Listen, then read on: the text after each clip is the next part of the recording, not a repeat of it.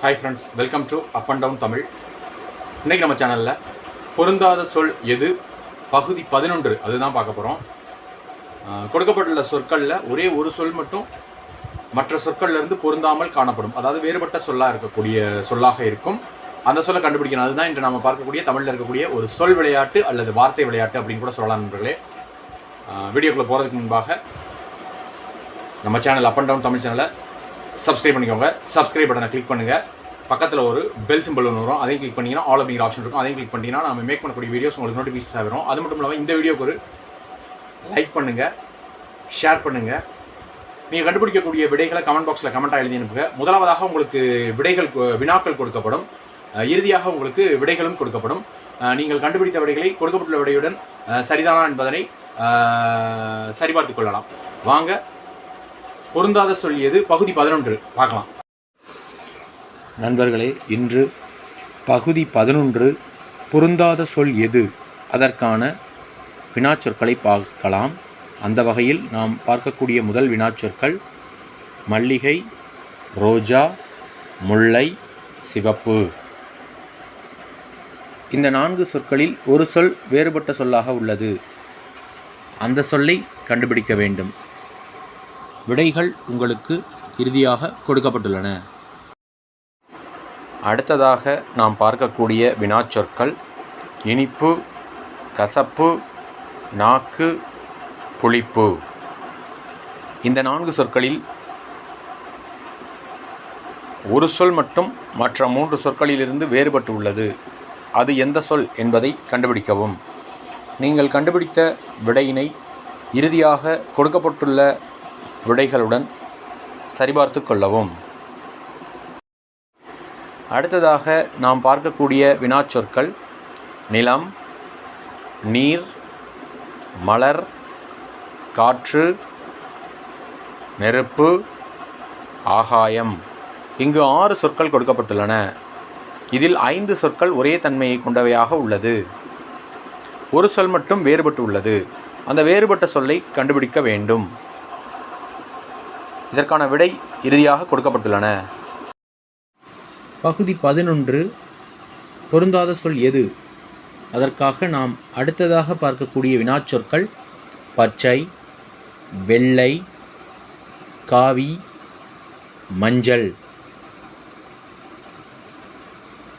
இந்த 4 சொற்களில் ஒரு சொல் மற்ற 3 சொற்களிலிருந்து வேறுபட்டு உள்ளது.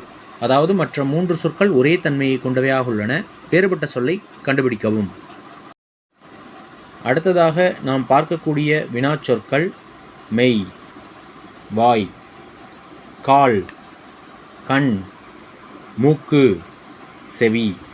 இந்த 6 சொற்களில் 5 சொற்கள் ஒரே தன்மையை கொண்டவை. ஒரே ஒரு சொல் மட்டும் வேறுபட்டு காணப்படுகிறது. அந்த வேறுபட்ட சொல் எது என்பதனை கண்டுபிடியுங்கள். விடைகள் உங்களுக்கு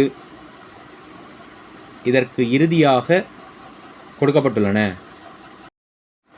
பொருந்தாத சொல் எது பகுதி 11 அதற்கான இறுதியான வினாச்சொற்கள் தென்றல், மைதானம், காற்று. இந்த 3 சொற்களில் 2 சொற்கள் ஒரே பொருளை குறிக்கக்கூடியவையாக உள்ளன. ஒரு சொல் மட்டும் வேறுபட்டு உள்ளது. அந்த வேறுபட்ட சொல்தான் விடையாக அமைகிறது. நண்பர்களே, நாம் இதுவரையில் பொருந்தாத சொல் எது பகுதி 11 அதற்கான வினாக்களை பார்த்தோம். நீங்கள் கண்டுபிடித்த விடைகளை கமெண்ட் பாக்ஸில் எழுதி அனுப்பலாம். இப்பொழுது ஒவ்வொரு வினாக்களுக்குமான விடைகளை பார்க்கலாம்.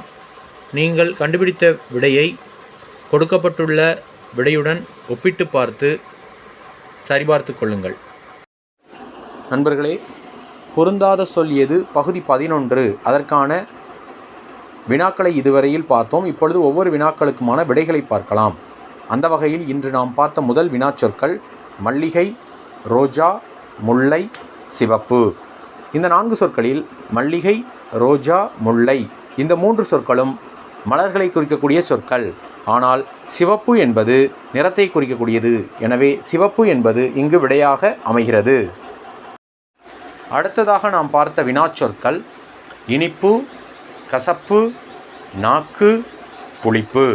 இந்த 4 சொற்களில் இனிப்பு, கசப்பு, புளிப்பு இந்த 3 சொற்களும் சுவைகளை குறிக்கக்கூடிய சொற்கள். ஆனால் நாக்கு என்பது மற்ற 3 சொற்களிலிருந்தும் வேறுபட்டு நிற்கிறது. எனவே இங்கு நாக்கு என்பது விடையாக அமையக்கூடிய ஒரு சொல்.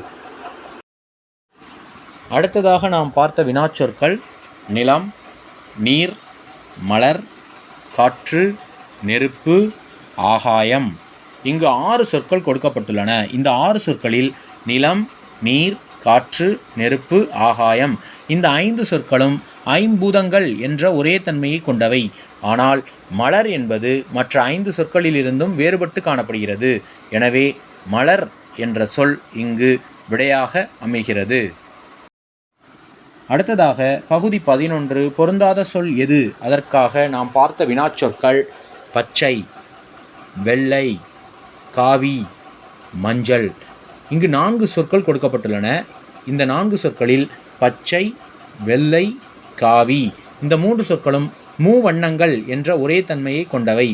ஆனால் மஞ்சள் என்பது மற்ற 3 சொற்களிலிருந்தும் வேறுபட்டு உள்ளது. எனவே மஞ்சள் என்பது இங்கு விடையாக அமைகிறது. அடுத்ததாக நாம் பார்த்த வினாச்சொற்கள் மெய், வாய், கால், கண், மூக்கு, செவி. இந்த 6 சொற்களில் மெய், வாய், கண், மூக்கு, செவி இந்த 5 சொற்களும் ஒரே தன்மையை கொண்டவை. ஆனால் கால் என்பது மற்ற 5 சொற்களிலிருந்தும் வேறுபட்டு காணப்படுகிறது.